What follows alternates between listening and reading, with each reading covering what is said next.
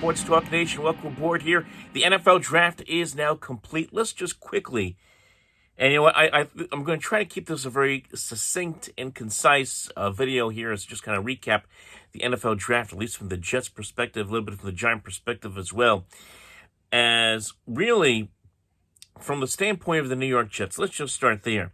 The Jets made a lot of big moves in this draft. A lot of moves that left a lot of jaws dropping throughout the course of this draft, as they not only answered some needs, but also, I thought for Joe Douglas, did a great job in picking and drafting regarding value. And that's really the biggest thing. When these teams go through this process, the NFL draft, one of the biggest things you try to do is you try to pick for value and also need. A lot of times teams forget that and they try to make the big splash, make the big home run hit, and sometimes it works. A lot of times it does not. Just look what Atlanta did the other night when they decided to take Michael Penix with the 8th overall pick. It may end up working out for them long term, but right now in the short term, boy, does that look bad right now for them, as they have Kirk Cousins upset. The fact that they took a quarterback just mere weeks after they gave Kirk Cousins $180 million over the next 5 years. That one just blew the mind of everybody. So you got to be smart. A lot of Jet fans were upset, for example, that the Jets didn't get Brock Bowers when he was sitting there at 10th overall. But the fact is, the Jets were smart, and they made a smart move, and they got themselves an offensive lineman in Olu Fasano, who is going to be, hopefully for them, and hopefully for Joe Douglas, this is the answer the Jets need at left tackle. It didn't work out with Mekhi Becton. Hopefully it can work out with Fasano, who is a perfect player to get in this spot. Because, yes, the Jets added Tyron Smith and he added Morgan Moses in the offseason. Both of those guys are 33 years old. Both of those guys are coming off of injuries. Both of those guys, especially Tyron Smith, has a history of getting injured routinely throughout the course of the year. Smith has never completed a full 16 or 17 game season. So it makes sense to go out there and have a lot of collateral on your offensive line. The Jets needed to make this move. You have a 40-year-old quarterback in Aaron Rodgers. Last thing you want to have happen is something similar to last year where your quarterback gets hurt. So you have to protect, and the best way to do that is to protect the blind side, and that's getting a player like Olu Fasano. So I love the move by the Jets. It was a safe move, it was a smart move, and it was a good value pick as well. Then later, of course, the Jets didn't have a second-round pick. They tried to trade up to get a second-round pick because they wanted this specific player.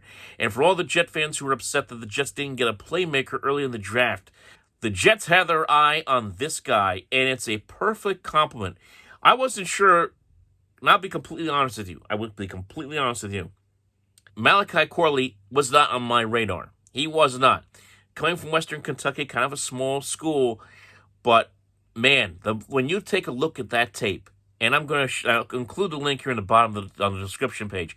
When you take a look at the tape of Malachi Corley, it is absolutely impressive. Yes, the size is small. He's about 5'10", 5'11", but he has a big physical frame, even for his size.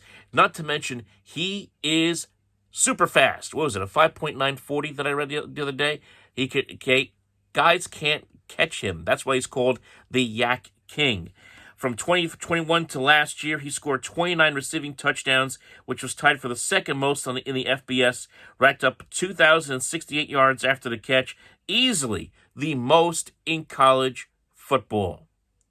This guy is a speed demon. And the Jets you have Garrett Wilson, he is your number one receiver, okay? They just picked up Mike Williams, who is that guy who can go up and get the contested catches, who's a tall receiver. Yes, coming off of injury, but he is that guy. It made perfect sense to go out if they're the Jets and try to answer the middle of the field. And to do that, you get a player who can create so much havoc in the middle of the field against opposing defenses and can get linebackers off of their feet, and who can force teams to bring up a safety or bring in a nickel and who can speed past those kind of players. And that's why the Jets got Malachi Corley. He can do so many different things for your offense. He can stretch the field. He can make plays in the middle of the field.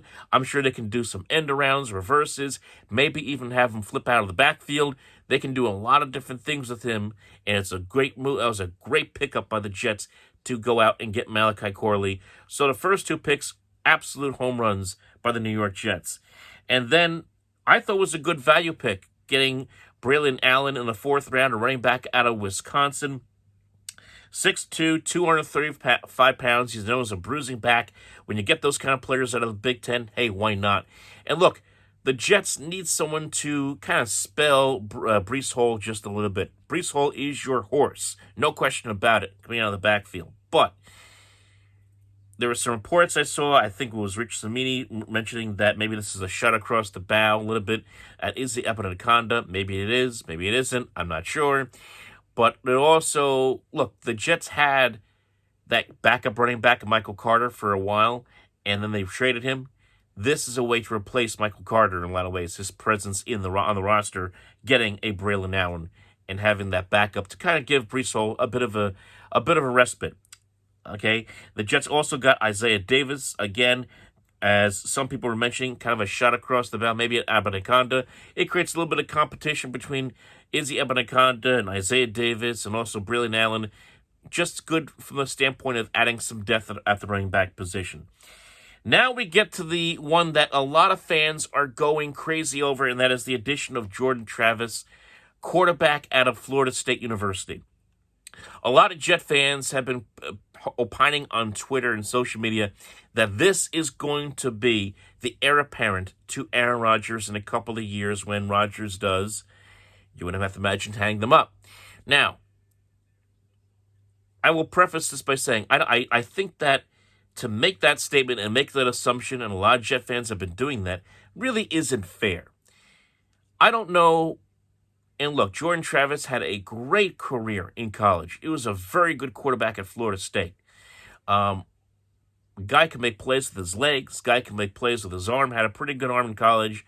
Was putting up monster numbers. For his final 2 years in college, he had over 6,000 yards passing combined, 44 touchdowns and 7 picks. In fact, last season, before suffering that brutal leg injury, he had 20 touchdowns and 2 picks. So he doesn't turn the ball over. He throws a lot of touchdowns and, again, is very elusive in the pocket. But to sit here and say that he is going to be the heir apparent now, I think that's really presumptuous. It really is. He's a 5th-round pick. Had he not gotten injured, I know a lot of people say he could have been going as high as the 2nd or 3rd round. Maybe that's true. Maybe it's not. But the Jets have got him in the 5th round. And he's going to have an opportunity to sit behind Rodgers and Tyrod Taylor for a year or two, get a chance to learn and understand how to be a professional, understand his own mistakes, watch his own mistakes in practice. He gets to practice against one of the best defenses in football every day now, when you have guys like Sauce Gardner and C.J. Mosley staring down at you on the other side of the field. He's going to have that opportunity through the first 2 years of his career. And that's the way it should be done. And this is what the mistake the Jets made when they had Zach Wilson is they didn't have that veteran guy who was going to start right away, start instead of the rookie, and you let the rookie learn. The Jets didn't do that with Zach Wilson. They're going to try to do that here with Jordan Travis. Now, I don't know if Jordan Travis is going to be the answer. I don't know if he is going to be the heir to this team because so many things could happen. One, maybe the Jets watch him throughout the course of the year. Maybe they don't feel that he is that guy, and they go out and bring somebody else in. Or, heaven forbid, from this standpoint, look, you could have in a couple of years a new coaching staff, a new GM come in, and they may want to go out and get their guy. So there's so many different things that could happen. So I'm not going to sit here and tell you, yes, Jordan Travis, definitely the heir apparent. I like the move from the standpoint of value. You go into the 5th round, you find a quarterback you like, you draft him, and you let him marinate and see what he could become on the bench, learning from the veteran guys. That's the way it should be done, and no better to learn from a guy like Aaron Rodgers, of course. So, value pick, you like it from that standpoint, but I'm not going to jump on the bandwagon of, oh my God, the Jets have their quarterback future. I'm not going to do that. I will never do that. I've never done that, even when they selected guys, quarterbacks in the first round. Will not do that. Quantz Stegall, a quarterback out of the CFL. This is something you don't see very often. I think from what I read somewhere that this was like the first time since like 1967 that an NFL team drafted a CFL player right out of Canada. A lot of people saying it's kind of a head scratcher because there's not a lot of information on him having played in Canada. But when you learn more about Quantz Stegall, it's a great, inspiring story. In 2020, his father passed away in a car accident. He had to quit school and football, and he went to work, this Quantz, and tried to help that family. His mother then, in turn, got him back into football at a small indoor football league, and then eventually the Toronto Argonauts saw his tape, liked what they saw. They signed him to a contract in the CFL, and he went on and had a pretty solid career with the Toronto Argonauts up in Canada. Great story. He ends up getting drafted by the Jets. Who knows where this may go from here? Maybe he becomes a special teams player for the team. Maybe he can contribute as a nickel or backup corner. I'm not sure what the future holds for him, but it's a nice story, and it's good to see nice stories play out like this where someone gets drafted in the NFL draft. It's nice to see. They concluded getting Jaylen Keys. Okay, look, anytime you get...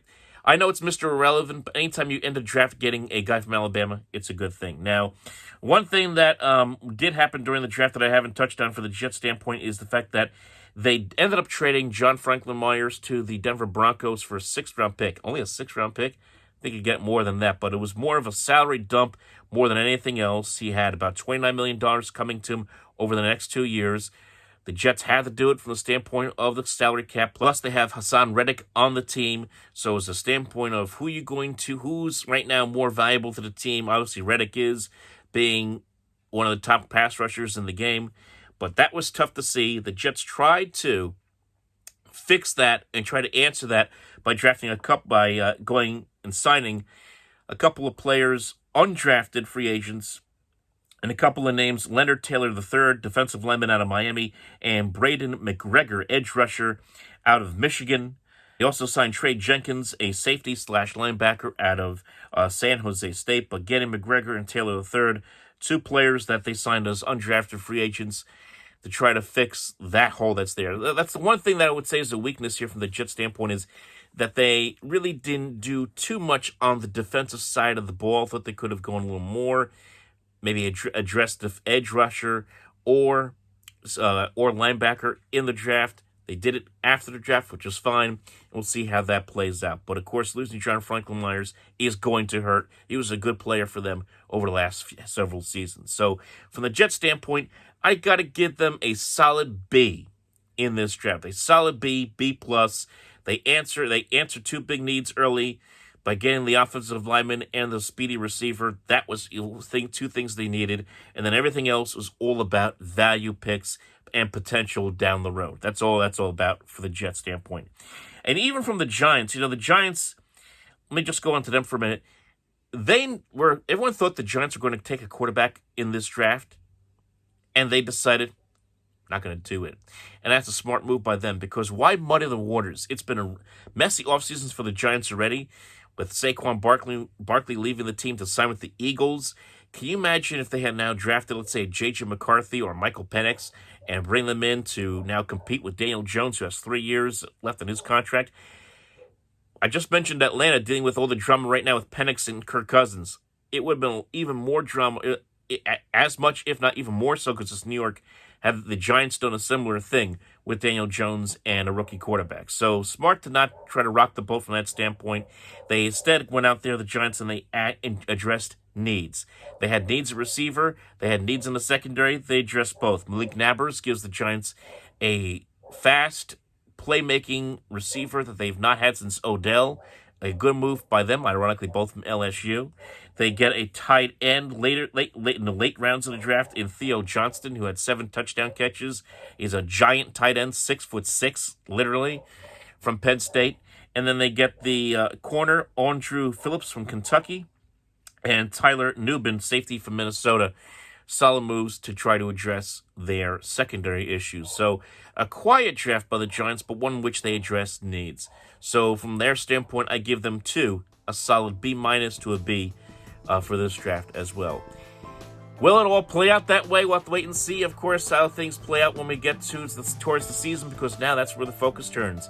Training camp and the season. Not that far away, folks. Like and subscribe. We'll talk to you next time here on the Sports Talk Nation.